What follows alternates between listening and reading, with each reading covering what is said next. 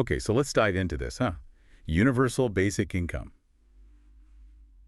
Imagine, every month, boom, a check, no strings attached, just for existing.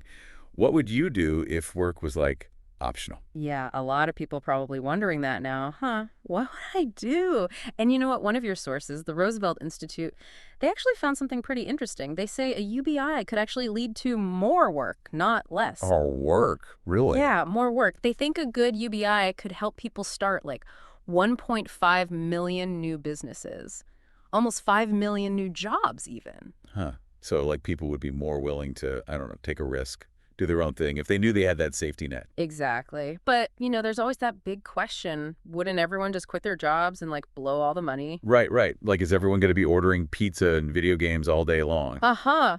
Well, actually, your sources have some stuff about that. There's this World Bank study. They found that 10% of the poorest families in Mexico, they actually save some of their cash transfers. Wow. So they weren't just spending it all. That's surprising. Yeah, higher savings rate than some richer folks even. Makes you think. What about those experiments in Canada back in the 70s? Didn't people cut back on work hours? Yeah, the Minkum experiment in Manitoba, it did show a drop, but not huge, like 13% for men and only 3% for married women. Okay, so not everyone just stopped working completely. Nope, not at all. But it is interesting. More young mothers stayed home with their kids. More young people went back to school. So maybe they were using that time for things they, I don't know, they actually valued, like family or education. Right. Investing in themselves instead of just grinding away at work. But, how does UBI actually compare to, like, our current welfare system? That's what a lot of people want to know, right? Big question. Everyone's curious about that. For sure. One big difference is, well, traditional welfare has a lot of, like, conditions. Got to prove you're looking for work, go to these classes, take any job offered, even if it's terrible. So it feels like, I don't know, the system doesn't trust you to make good choices for yourself. Exactly. And then there's the welfare cliff, right? You start making a little more money, and bam, you lose all your benefits. So you could end up worse off by taking a job. That's the crazy part. Makes you wonder, why even bother working harder? With UBI, it's like that safety net is always there. It's a floor, not a ceiling. You always build UP from it. Okay, makes sense. But let's talk about the big elephant in the room, Oh, I know where you're going with this. the cost, right? Can we even afford UBI? The million-dollar question, literally. Good news is it's not about just printing more money. It's more like shifting around the wealth that's already out there. Okay, so no crazy inflation then. Yeah, That's a relief. But still got to find that money somewhere. right. That's the debate. Your sources have a bunch of ideas. One is you could use the money from existing welfare programs, streamline things. Well, would everyone be happy with that? There are definitely pros and cons to think about. Some folks might end up worse off. Another idea is taxing the super rich, with the wealth gap being what it is. So like capital gains, that kind of thing. Yeah, financial transactions, land value, carbon emissions, even, get this, Even what? Don't leave me hanging. even robots. Robots. Yeah. The idea is as robots take over more jobs, we got to tax them to, help the people who are out of work. It's a wild idea, but makes you think, right? It really does. But hey, one of your sources, the Economic Security Project, they actually say UBI could be good for the economy overall. Right. They say $1,000 a month could boost the U.S. GDP by trillions over 8 years. Trillions. How's that even possible? Well, the idea is when people have more money, they spend more money, especially low-income folks. And that spending helps the economy grow. Makes sense. More demand, more jobs, the whole thing cycles upwards. Exactly. So it's not just about helping people, it's about smart economics too, maybe. Huh. A lot to consider. We've just scratched the surface here. What happens when work becomes optional? How does UBI change our relationship with work, with our communities, with ourselves even? Oh. Stay tuned for part 2. We're going to dive deeper into those questions. Don't forget to like and subscribe. We'll be right back. Back again, deep dive into UBI. Before the break, we were talking about how UBI could change the whole idea of work. Right, like what happens to all those jobs that, well, nobody really wants to do if you don't need a job to survive, Yeah, the dirty jobs, the boring jobs. One of your sources, the book Give People Money, it says UBI could kind of flip the script on like the power dynamic between workers and bosses. Oh, how so? Well, if you know you've got that safety net, you're not as desperate for any job, right? You can hold out for something better pay, better conditions. So it could actually help, like level the playing field a bit. That's the idea. Employers would have to, actually make those jobs worthwhile because people wouldn't just take anything out of desperation.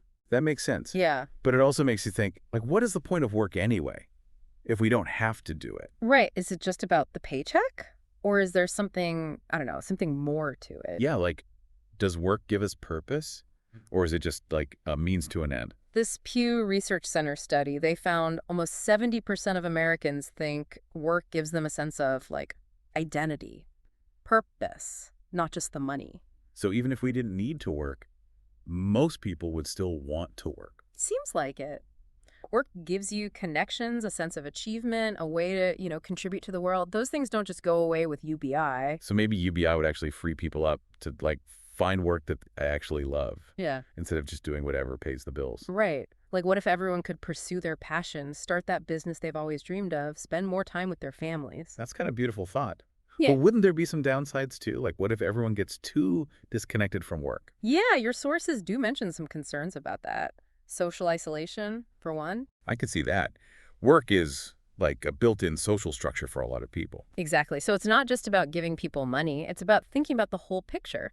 Maybe we need more community centers, social programs, things that help people connect even if they're not working. So it's about creating a society that supports people no matter what, whether they're working or not. Right. UBI is a tool, not a magic wand. You got to use it carefully. Think about how to make it work best for everyone. Makes sense. So we've talked about how UBI could change our relationship with work, but what about the bigger picture? How would it affect society as a whole? Yeah, there are some concerns about that too. Like, one thing that comes up a lot is, could UBI actually make inequality worse? Worse. How? Well, think about it. $1,000 a month goes a lot further in some places than others. Right. Cost of living and all that. Exactly. The Center on Budget and Policy Priorities, they pointed that out. A flat UBI wouldn't really be fair to people in, like, expensive cities. So it's not a one-size-fits-all solution.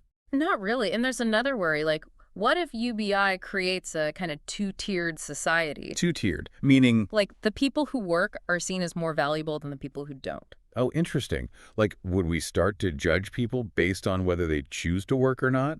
It's a question we got to think about.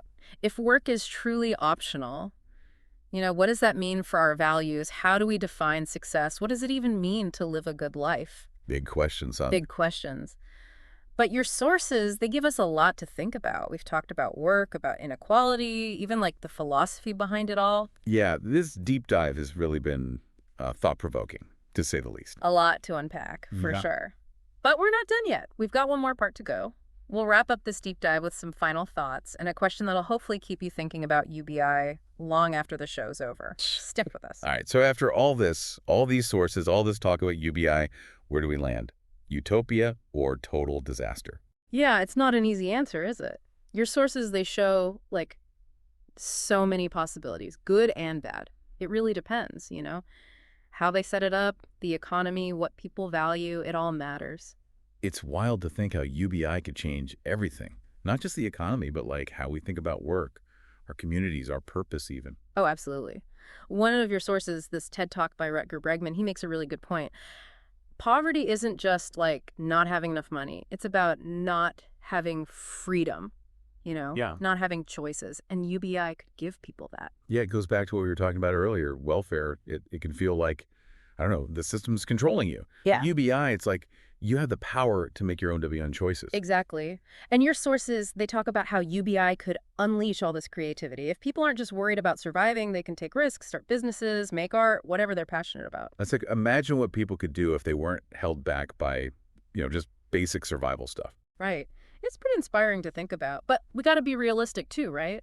Big changes like this, you got to be careful. One of your sources, they stress that we need to test it out, try UBI in different places, see what works, what doesn't. So it's not just about jumping in head first. It's about experimenting, learning as we go. Exactly. And having these tough conversations like we are now, talking about the pros and the cons, figuring out how do we make this work? How do we make it fair? We've covered a lot of ground, haven't we? History, economics, the impact on work, on society, even the philosophy behind it all. Yeah, a real deep dive, this one. Hopefully it's given everyone listening some, food for thought. Definitely. And before we go, I wanted to share this quote from one of your sources, Milton Friedman, the economist. He said, A society that puts equality before freedom will get neither. A society that puts freedom before equality will get a high degree of both. Ooh, that's a good one. Makes you think, doesn't it? How does UBI fit into our values? How do we create a world where everyone is free, A and D equal? Big questions to ponder. And hey, maybe that's the whole point of these deep dives, right? To get us thinking, get us talking, get us exploring these big ideas together. Absolutely. Well, that about wraps it up for this deep dive on universal basic income. Thanks for joining us.